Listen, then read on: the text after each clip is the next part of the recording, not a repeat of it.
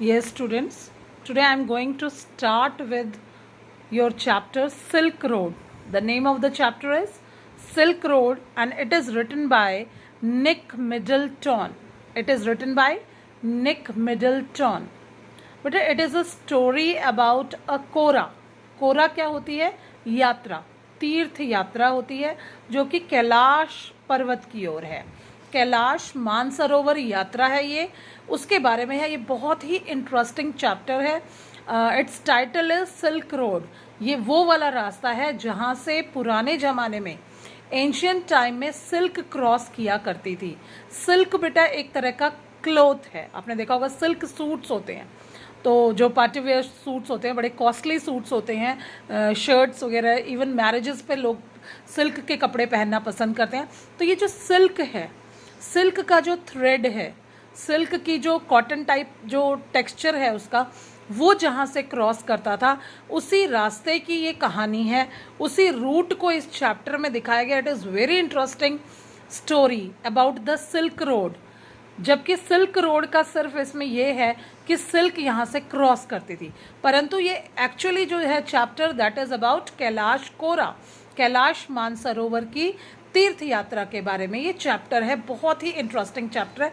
Just enjoy this chapter. Is that clear? Detailed summary of the chapter. The name of the chapter is silk road.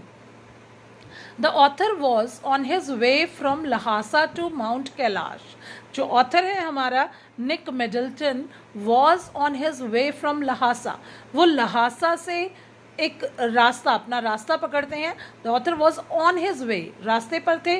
From Lhasa, Lhasa से वो अपनी यात्रा शुरू करते हैं टू माउंट कैलाश. और उनकी यात्रा कहाँ की ओर है? माउंट कैलाश की तरफ, कैलाश पर्वत शिखर की तरफ. He wanted to have an experience of Kailash kora, a religious pilgrimage. वो जो हमारे राइटर हैं, वो he wanted to have an experience, वो एक अनुभव करना चाहते हैं ऑफ द कैलाश कोरा, कैलाश तीर्थ यात्रा को वो करना चाहते हैं. कोरा इज तीर्थ यात्रा. अ रिलीजियस पिलग्रिमेज, ये एक बहुत ही धार्मिक तीर्थ स्थान है. पिलग्रिमेज क्या होता है? तीर्थ स्थान है. इसको कोरा जो है ये इनके लैंग्वेज में, जो ये जर्मन लैंग्वेज, तिब्बतन लैंग्वेज में इसे कोरा कहा जाता है. तो कोरा जो है कैलाश कोरा, कैलाश की तीर्थ यात्रा के बारे में है. रिलीजियस पिलग्रिमेज, एक धार्मिक तीर्थ यात्रा के बारे में ये चैप्टर है. He had with him his guide Daniel. और यहाँ पर जो हमारे राइटर हैं निक मिडल्टन, उनके साथ उनका एक गाइड है. गाइड कौन होता है बेटा? मार्गदर्शक. उनको रास्ता दिखाने वाला है Daniel. And the taxi driver. Daniel तो उसका गाइड है. राइटर का गाइड कौन है? डैनियल, जो उन्हें हेल्पिंग हैंड, जो उन्हें रास्ता दिखा रहा है. एंड द टैक्सी ड्राइवर, और एक टैक्सी ड्राइवर है जिस टैक्सी में वो जा रहे हैं, उसके ड्राइवर का नाम है Tsetan. T is silent over here.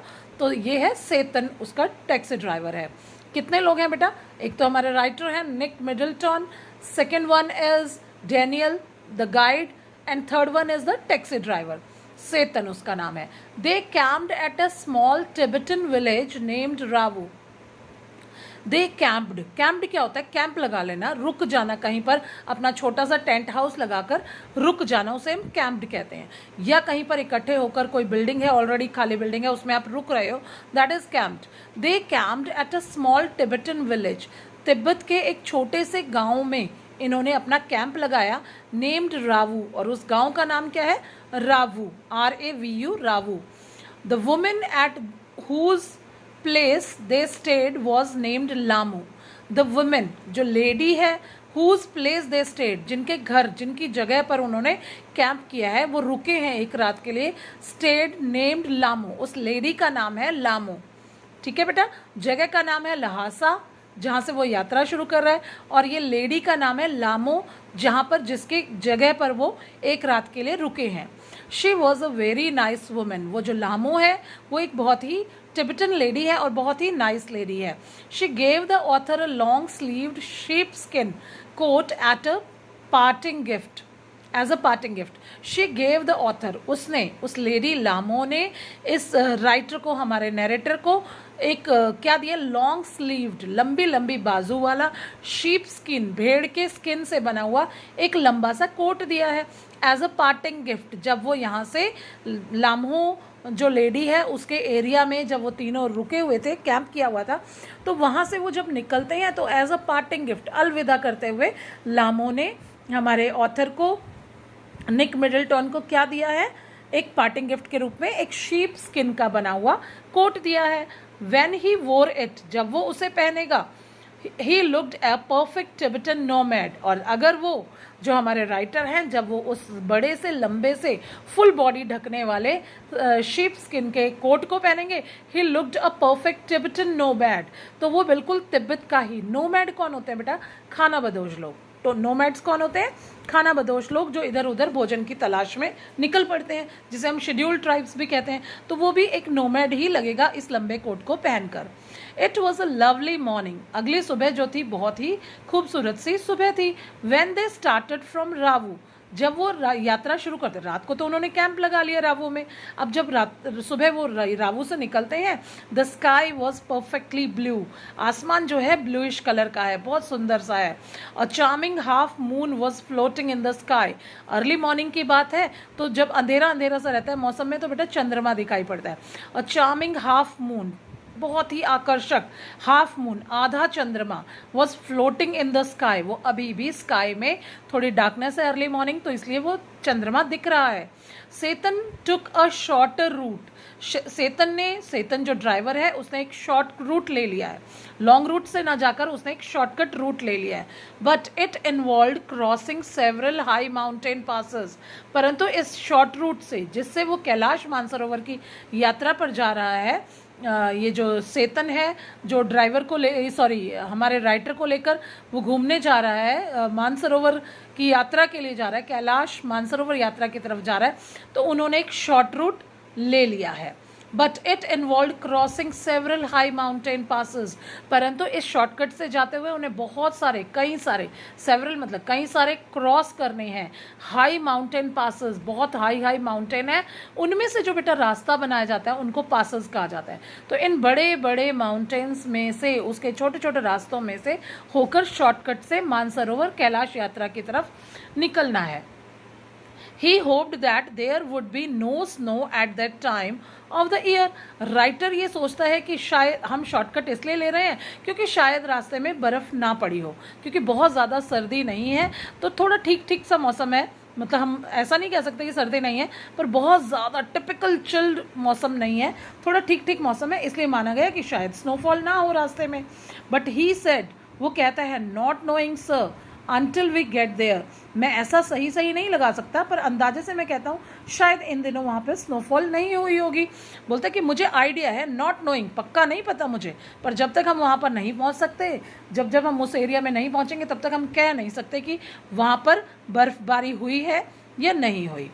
The short cut took them across vast open plains, ये जो शॉर्टकट्स हैं उन्हें टुक देम, उन्हें ले गए, अक्रॉस के पार, वास्ट बहुत बड़े बड़े, ओपन प्लेन्स, जो ये शॉर्टकट से वो गए तो बहुत बड़े बड़े खुले खुले मैदान उन्हें दिखाई देने लगे। एक एक वर्ड ध्यान से सुनो बेटा। The shortcut took them across, पार ले गए, वास्ट मतलब बड़े बड़े चौड़े चौड़े, ओपन खुले, प्लेन्स मैदान दिखाई पड़े उन्हें वहाँ से। Here and there they saw small groups of antelopes, कि यहाँ पर और वहाँ पर उन्होंने, they saw small groups of antelopes, antelopes क्या होते हैं बेटा, डियर होते हैं, एंटेलोप्स क्या होते हैं, एक तरह के डियर हैं। यहाँ वहाँ जब वो जा रहे थे तो उन्हें जंगलों में, खुले मैदानों में एंटेलोप्स देखने को मिले, वैरायटी ऑफ डियर देखने को मिले, हिरन देखने को मिले।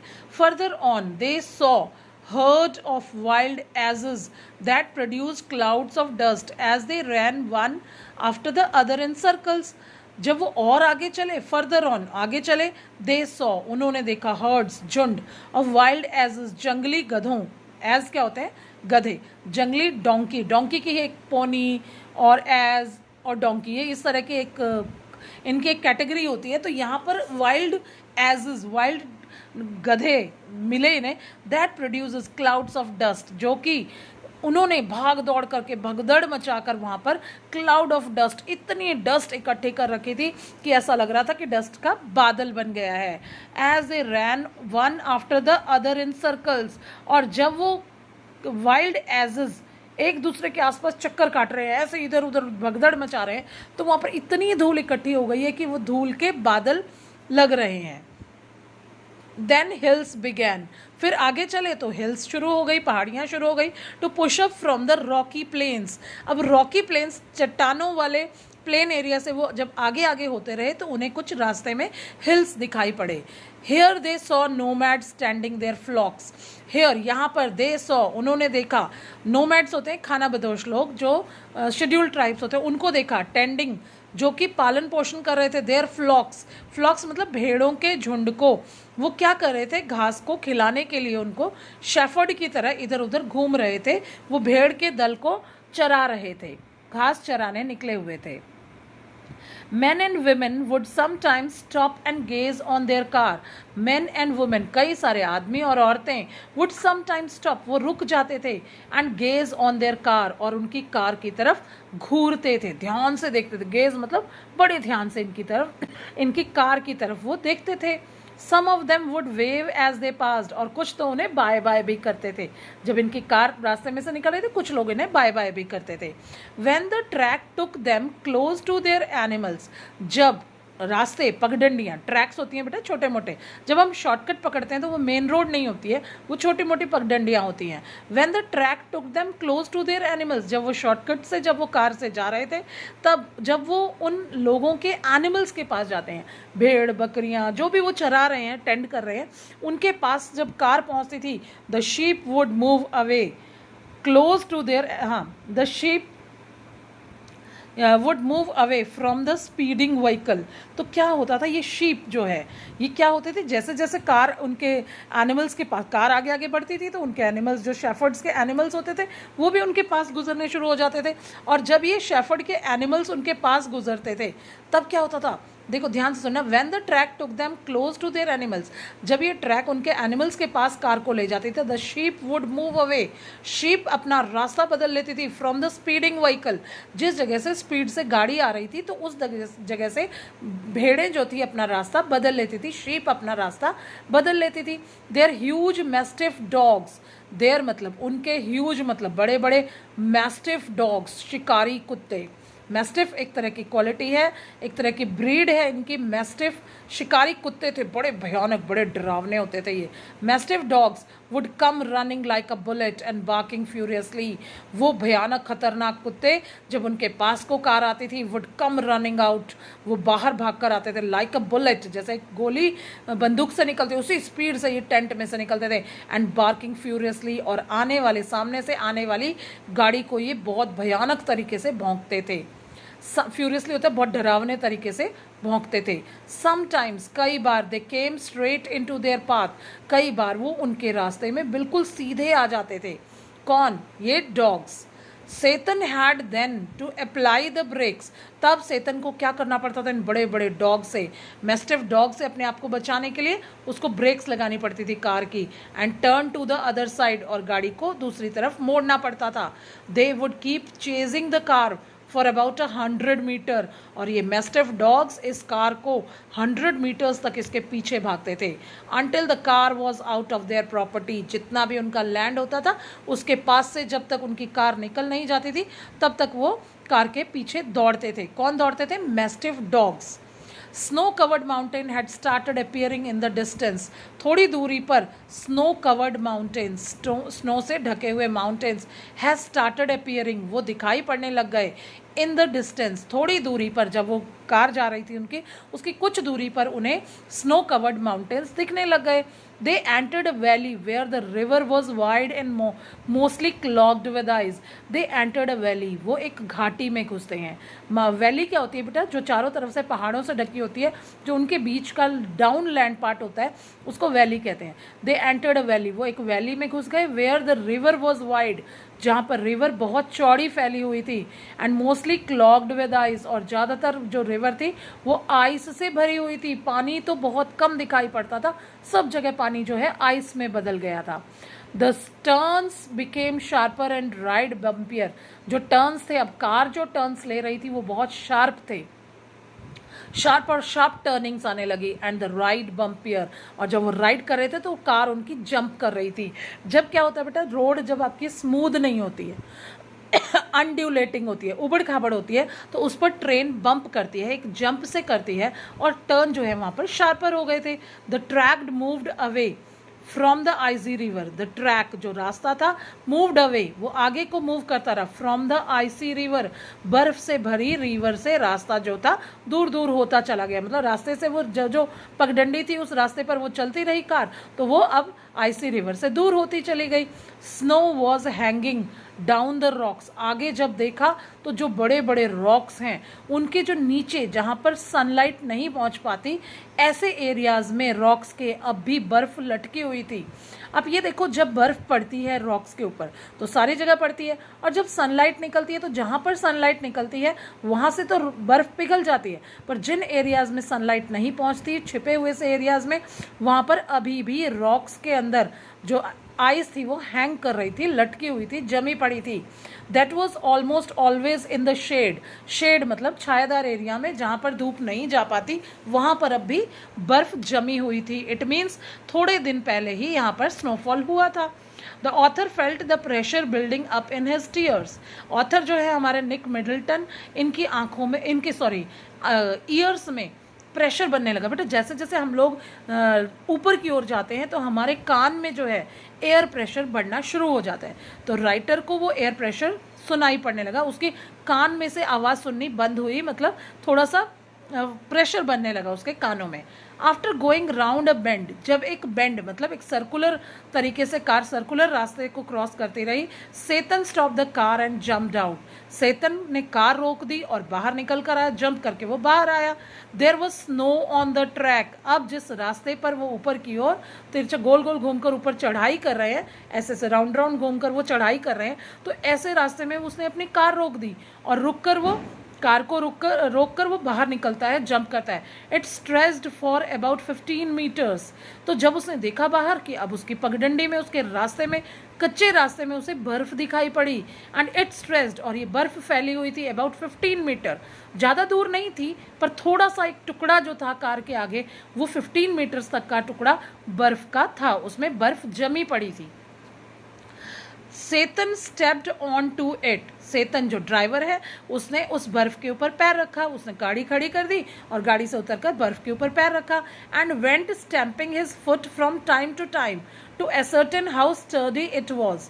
वो उस बर्फ के ऊपर बेटा Tsetan stepped on to it, वो बार बार उस पर पैर रखकर, पैर से दबा दबा कर देख रहा था, and went stamping his foot, बार बार उन कदमों को, अपने पैरों के आहट को उस पर दबा दबा कर देख रहा था, from time to time, to ascertain, ये निश्चित करने के लिए, हाउ स्टर्डी इट वॉज, कि ये कितनी जमी हुई है या हल्की हल्की बुरादा टाइप। बेटा जो बर्फ जब गिरती है, स्नोफॉल जो होती है वो बुरादे की तरह होती है, पाउडरी होती है, जैसे सॉल्ट गिर रहा है, पर जब वो टाइम लग जाता है, 1-2-3 घंटे या 2-3 दिन हो जाते हैं, तो वो बर्फ जम जाती है, हार्ड हो जाती है, तब वो ऐसी हो जाती है जैसे हमारे फ्रिज में बर्फ जमी होती है, आइस क्यूब्स होती है, तो वैसे ये जम जाती है समय के साथ साथ। The author looked at his watch, author ने अपनी वॉच को देखा, टाइम देखा, they were at height of 5 to 10 metres above the sea level. बेटा अब उसने घड़ी में जो देखा था, टाइम तो देखा ही देखा, उसके साथ उसकी डेप्थ भी देखी, उसने देखा कि हम कितनी ऊंचाई पर आ गए, जो उसके पास वॉच है उसमें हम कितना सी लेवल क्रॉस कर गए हैं, कितनी ऊंचाई हम चढ़ गए हैं, उसके बारे में भी कैलकुलेशंस आती हैं। तो उन्होंने जब घड़ी में देखा तो उन्होंने कितनी हाइट कवर कर ली थी, 5210 metres above the sea level, sea का जो लेवल था उससे 5210 मीटर्स की ऊंचाई उन्होंने तय कर ली। बेटा जो ऊपर के एरियाज होते हैं, हिली एरियाज पे जाने के लिए रास्ते घुमावदार होते हैं, ऐसे ऐसे ऐसे, जैसे मैं हाथ से कर रही हूँ ना, घुमावदार होते हैं, तो वो ऐसे करते करते 5 to 10 डिस्टेंस कवर कर लिया था। सेतन गैदर्ड हैंडफुल ऑफ डर्ट, सेतन ने क्या किया, हाथ में कुछ मिट्टी ली, 15 मीटर के डिस्टेंस पर बर्फ जमी थी, तो उसने कुछ मिट्टी ली दूसरी जगह से जहाँ पर बर्फ नहीं थी, वहाँ से मिट्टी उठाई मुट्ठी भर, of dirt, and through them across the frozen surface. फिर उसने बर्फ के जो फ्रोजन जमी हुई बर्फ जो थी 15 मीटर डिस्टेंस पर, उसके ऊपर वो मिट्टी डाली। The author and Daniel also gave him a helping hand. अब ऑथर और डैनियल जो उसका गाइड था, दोनों नीचे आ गए, उन्होंने भी सेतन को हेल्प आउट किया कार को आगे मूव करने में। Thus Satan was able to take the car slowly to the other side of the icy stretch. icy stretch मतलब आइस का जो फैलाव था वो सिर्फ 15 मीटर था। बेटा याद रखना, जब हम आइस जैसी स्मूथ चीज के ऊपर जो हार्ड हो चुकी है, जम चुकी है, फिसलने वाली बर्फ है, उसके ऊपर अगर ऊपर की ओर हम कार को लेकर जाएंगे, ऊपर की ओर कार को लेकर जाएंगे तो वो फ्रिक्शन करेगी। और कार कब फ्रिक्शन करेगी? जब उसमें वजन होगा। तो उसमें से राइटर, हमारा नैरेटर भी उतर गया और डैनियल भी उतर गया, और उन्होंने धक्के से जबरदस्ती प्रेशर देकर उस 15 मीटर के डिस्टेंस को कार से नीचे उतर कर, अब वो तो खुद साइड से निकल गए, और कार को क्रॉस करने के लिए उन्होंने धक्का मारा होगा थोड़ा सा, और थोड़ा सा उसका वजन कम हो गया, तो वो चुपके 15 मीटर का एरिया जो है बड़ी इजीली उन्होंने कवर कर लिया। तो इस तरीके से कार उस एरिया को क्रॉस कर गई। ठीक है बेटा। The author and Daniel also gave him a helping hand, उन्होंने हेल्पिंग हैंड दिया। The Tsetan was able to take the car slowly to other side of the icy stretch, उस आइसी स्ट्रेच से सेतन car को cross करवा ले गया। 10 minutes later, 10 minute के बाद, there was another icy stretch, एक और बार फिर से 10 मिनट की यात्रा की उन्होंने कार में चलते हुए, फिर छोटा सा आइसी स्ट्रेच आ गया, आइस के बर्फ का जो ढेर है वहां पर आ गया, बर्फ का फैलाव आ गया। But this time Satan avoided the icy path and made his way through the rocks that were along the side of the icy stretch। पर इस बार Satan ने क्या किया? आइसी स्ट्रेच के साइड से कुछ पथरीला रास्ता था, रॉकी रास्ता था, जिससे वो अपनी कार को साइड से होकर गुजार कर ले गया। They had reached a height of more than 5400 metres. अब वो कितनी हाइट क्रॉस कर चुके थे? मोर देन 5400 मीटर्स की वो लेंथ को क्रॉस कर गए थे। पहले 5210 थी, अब 5400 डिस्टेंस उन्होंने ऊंचाई कवर कर ली। The author's head began to throb horribly. अब ऑथर का जो हेड था, बिगैन टू थ्रॉब, चकराने लगा, हॉरिबली, बड़ी बुरी तरह से, जैसे सर्दी के कारण कान में प्रेशर बन गया था। सर्दी जब हम ऊपर को चढ़ते हैं बेटा, हेल्थ में काफ़ी चेंजेस आते हैं, हेल्थ में काफ़ी प्रॉब्लम, कानों में तो प्रेशर पहले ही बन गया था, अब उसका सिर में भी जैसे हवा सी भर गई हो, ठंड से ऐसा लग रहा था सिर चकरा रहा है, मतलब थोड़ा दर्द सा महसूस होने लगा, अनईजी महसूस होने लगा राइटर को।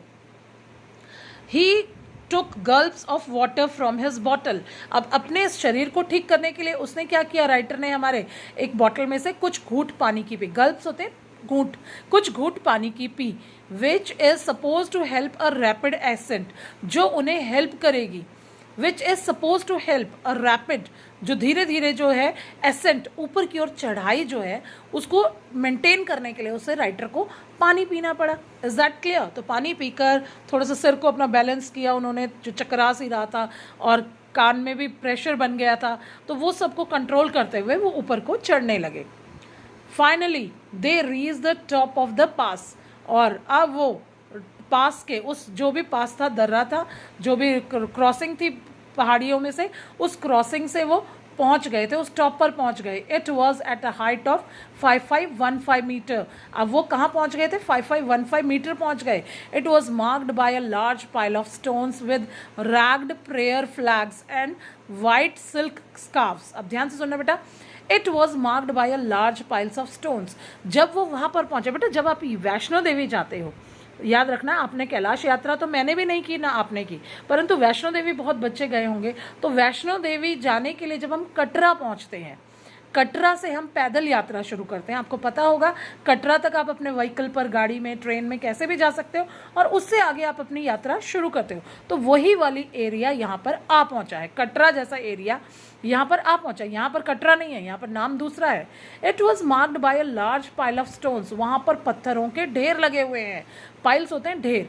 विद रैग्ड प्रेयर फ्लैग्स, उनके ऊपर प्रेयर फ्लैग्स क्या होता है बेटा? जब हम माता पे जाते हैं, किसी देवी पे जाते हैं, कहीं पर भी हम जाते हैं, तो हमारे पास पूजा के छोटे छोटे झंडे होते हैं। एक बास्केट होती है, उसमें नारियल होता है, कुछ प्रसाद होता है, अगरबत्ती होती है, कुछ पैकेट्स होते हैं, और उनमें कुछ छोटी छोटी सी झंडियाँ होती हैं, लिटिल फ्लैग्स होते हैं। जो कि पूजा के फ्लैग्स होते हैं। तो वहाँ पर उन स्टोन के ढेर में विद रैग्ड, रैग्ड मतलब पुराने, रद्दी हो गए हैं कपड़े, वो फ्लैग्स जो हैं जब पुराने हो जाते हैं तो रैग्ड कहते हैं, फटे पुराने कपड़ों को बेटा रैग्ड कहते हैं। तो यहाँ जो फ्लैग्स हैं लगे हुए इस एरिया में वो अब पुराने हो चुके हैं, फटे पुराने प्रेयर फ्लैग्स वहाँ पर लगे हुए हैं। एंड वाइट सिल्कन स्कार्फ्स, और वहाँ पर वाइट कलर के सिल्क के स्कार्फ्स भी, स्कार्फ्स होते हैं स्कार्फ जिसे आप स्कार्फ्स कहते हैं, वो वहाँ पर बहुत सारे पड़े हुए थे, क्योंकि यात्री वहाँ तक इन चीज़ों को लेकर आते हैं, अपनी यात्रा के टाइम पे ले जाते हैं और यहाँ तक पहुँचकर वो थक जाते हैं, टूट जाते हैं और वो यहाँ पर उसको अर्पित करके चले जाते हैं, छोड़कर चले जाते हैं। तो वही ऐसा लग रहा है कि यात्रा की शुरुआत का सीन जो है वहाँ पर नज़र आने लगे। They took a turn round it in the clockwise direction, और जहाँ पर ये पाइल ऑफ स्टोन्स वाला एरिया आ गया है, जहाँ से उन्होंने अपनी पदयात्रा शुरू करनी है, वो वाला एरिया लगभग पहुँच चुका है। तो क्लॉकवाइज डायरेक्शन में उनकी गाड़ी घूमने लगी, round round round round circle करने लगी उनकी गाड़ी। As it is the tradition, ये वहाँ का रिवाज था, यही रास्ता था गोल गोल घूमकर जाने का। Tsetan check the tyres and the fuel in the petrol tank, यहाँ पर सेतन जो ड्राइवर है उसने अपनी गाड़ी के टायर को चेक किया and fuel in the petrol tank, और अपने पेट्रोल टैंक के फ्यूल को भी उसने चेक किया। The author's head soon cleared when they reach the other side of the pass, author का जो हेड है सून क्लियर्ड, वो जो थ्रॉबिंग हो रही थी, जो चकराहट से उसे आ रही थी, हल्का हल्का दर्द महसूस हो रहा था, वो सब क्लियर हो गया। When they reach the other side of the pass, जब इस माउंटेन एरिया से गुजर कर, पास मतलब पार करके उसको दूसरे रास्ते पर ये पहुंच गए, तो राइटर का जो हेड था वो अब नॉर्मल हो गया। शायद वो उतनी ऊंचाई ना हो, शायद थोड़ा नीचे आकर हो, तो इसलिए राइटर का जो हेड था वो ठीक हो गया। It was 2 o'clock by the time they stopped for lunch, दोपहर के 2 बजे थे और वो वहाँ लंच के लिए रुके। एंड बाय लेट आफ्टरनून, दोपहर को late, they had reach the small town of Hor, उन्होंने इस यात्रा को करके, यहाँ से लंच वगैरह करके, गाड़ी को चेक करके, द टाइम 2 बजे के टाइम पे, और they stop for lunch and by late afternoon, और थोड़ा सा 2 बजे के काफ़ी देर के बाद, they had reach the small town of Hor, उन्हें हॉर नाम के, जैसे कटरा है वैसे यहाँ पर हॉर है बेटा, याद रखना। मानसरोवर यात्रा में हॉर है, वैष्णो देवी की यात्रा में कटरा है, तो यहाँ पर ये हॉर नाम की जगह में ये पहुँच गए। राइटर और उसके साथ जो 2 पर्सन थे वो पहुँच गए। They were now back on the main east-west highway. अब they were now back, अब वो घूम घूम कर राउंड अप करके बैक वापस पहुंच गए थे on the main east west highway. अब वो ईस्ट वेस्ट हाईवे पर आ गए थे घूम घूम कर, जैसे भी उनका तरीका होगा राउंड राउंड करके, पहले ऊपर को जाना फिर डाउन जाना। आप वैष्णो देवी में भी जाओगे तो पहले ऊपर को चढ़ाई होती है, फिर जो वैष्णो देवी की मंदिर है वो ऊपर से जाकर फिर नीचे की ओर जाकर है, तो उसी तरह से यहाँ पर भी कुछ ऐसा ही है। तो वो उन्होंने घूम घाम के ईस्ट वेस्ट हाईवे पर पहुँच गए। It followed the old trade route from Lhasa to Kashmir, the silk road. अब याद रखना बेटा, ये जहाँ पर इस एरिया में पहुँच गए हैं, इट फॉलोड, ये वो रास्ता है, फॉलो किया हुआ रास्ता है। The old trade route from Lhasa to Kashmir, ये वो रास्ता है जहाँ लहासा से कश्मीर सिल्क जो है यहाँ से क्रॉस हुआ करती थी, इसलिए इस चैप्टर का नाम क्या है, सिल्क रोड। सिल्क रूट है, ये वो रास्ता है और ये वही सिल्क रोड है जिस पर से लहासा से कश्मीर सिल्क को ले जाया जाता था, तो इसलिए इस चैप्टर का नाम सिल्क रोड है। Here Daniel found a ride in a truck to go back to Lhasa. अब बेटा डैनियल यहाँ तक आया था, अब यहाँ से सेतन भी वापस हो जाएगा और डैनियल भी, क्योंकि डैनियल यहीं तक का रास्ता दिखाने आया था और आगे जो हमारे राइटर है निक मिडल्टन, उन्होंने अपनी यात्रा खुद ब खुद अकेले क्रॉस करनी है। यहाँ तक तो सेतन भी उनके साथ था, ड्राइवर भी उनके साथ था और डैनियल जो गाइड था वो भी उनके साथ था, पर यहाँ से वो दोनों अपने घर वापस हो जाएंगे और हमारे जो राइटर है वो यात्रा पर अकेले ही निकलेंगे। Here Daniel found a ride in a truck to go back to Lhasa. वो यहाँ पर राइड लेते हैं और डैनियल क्या करता है, एक ट्रक में जगह ले लेता है to go back to Lhasa. अब उसे वापस लहासा जाना है, इसलिए वो यहाँ से डैनियल एक ट्रक की हेल्प लेता है, ट्रक में सवारी करके वो लहासा की तरफ निकल जाता है।